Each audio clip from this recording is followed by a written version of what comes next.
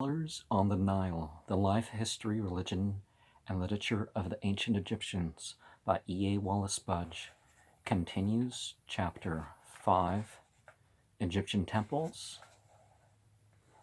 those that they call gods, and priests.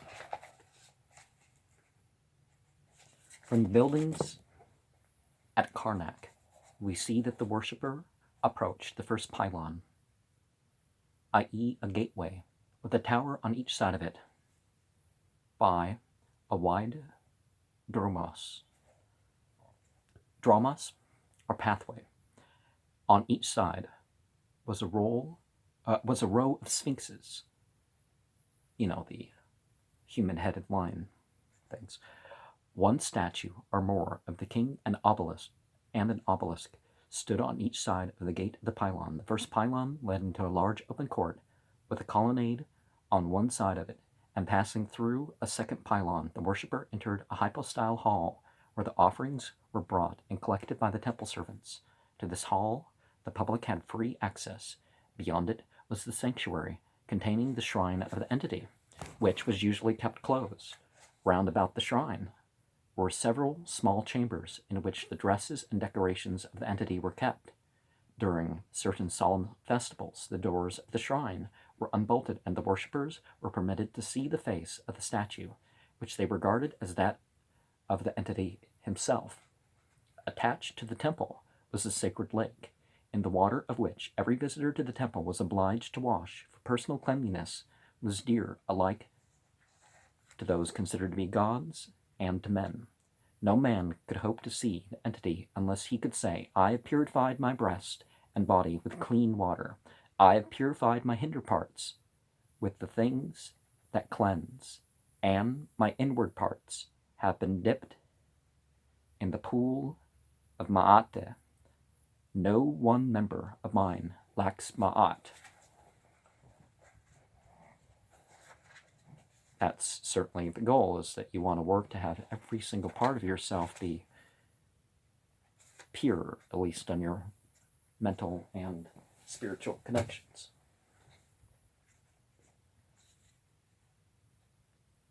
Both the temple of Hatshepsut at Deir al-Bahari and the temple of Amenhotep III in southern Thebes possesses special characteristics, but the essential parts are always the same. The rock-hewn temples at Kalabsha and Abu Simbel in Nubia stand alone, and the little sandstone temples in that country may be regarded as rough models of the older temples, only made on a small scale. The priesthoods of a great temple, like those of Heliopolis, Memphis, Abydos, and Thebes, were very wealthy corporations. Well, not in our modern sense of corporations, and to all intents and purposes, guided the destinies of Egypt. Each great entity owned estates and lands, flocks and herds, vineyards and vegetable gardens, boats and ships, slaves, soldiers, and sailors, and the value of the offspring made to Amen of Thebes and Osiris of Abydos was well nigh incalculable. The temple town of Amen was the headquarters of all the best artisans in Upper Egypt, and priest of this entity directed the affairs both of the living and of the dead. The high priest of Amen was the intermediary between the king and Amen, and he performed the ceremonies by which the king received daily the renewal of his life and the supply of the divine essence of the entity, or so they thought, perhaps infernal, which enabled him to rule Egypt.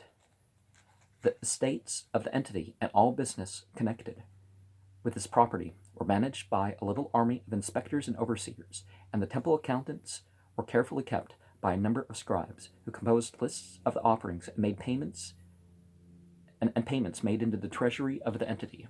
Now, rather than necessarily just like nowadays, you look at all these professional priests and stuff, what do you think? Oh, it's faith that gives these people the power. We don't see any direct signs of the entities they worship, whether they're real or otherwise. It's like people in their Goetia and stuff. It's like, oh, if they worship this, that, and the other in this particular way, they're just going to get rich. And it's like, when has that ever happened? Don't these people have to either get money from their followers or from doing other work? They do? You know, the they're living off of the treasury, obviously, here. The king was, of course, the chief contributor to the wealth of the entity, and it's clear from the list of the offerings which Ramses III made to the great temple. The exact list of the royal gifts were kept by the scribes. In his annals, Thutmose III says that he gave to Amun 1,578 slaves, male and female, from Syria, 4 cows of the special breed, 3 cities in Syria, and the annual taxes taken from them. Masses of gold, silver, lapis lazuli, copper, bronze, lead, ochres, etc., for the use in the temple buildings, 1,000 geese for offerings, fields, gardens, cornlands, bowls, pottery, incense, wine, fruit, bread, honey, beer, etc., and increased existing endowments, and established new festivals and provided the necessary offerings.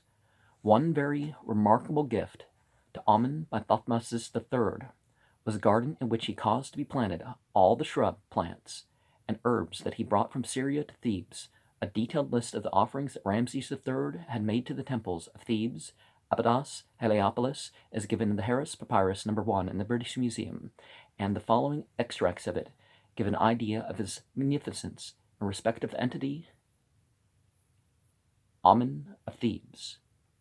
2,844,357 loaves of fine bread, 42,030 jars of wine, 304,093 measures of incense, 110,000 jars of oil, 310 jars of honey, 3,100 measures of wax, 559,500 loads of fruit, 15,500 bundles of figs, 15,110 papyrus sandals, 75,400 bricks of salt, 449,500 measures of the fruit of the doom palm, 3,029 head of cattle, 126,250 geese, pigeons, etc., 441,000 fishes, 770,200 bundles of vegetables,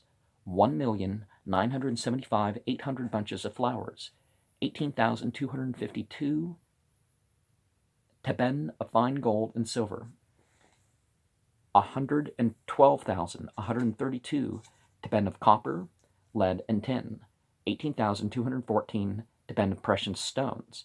The employees of the Temple of Amun in the reign of Ramses III numbered 62,626, which shows that the cult of this entity was in reality a social system.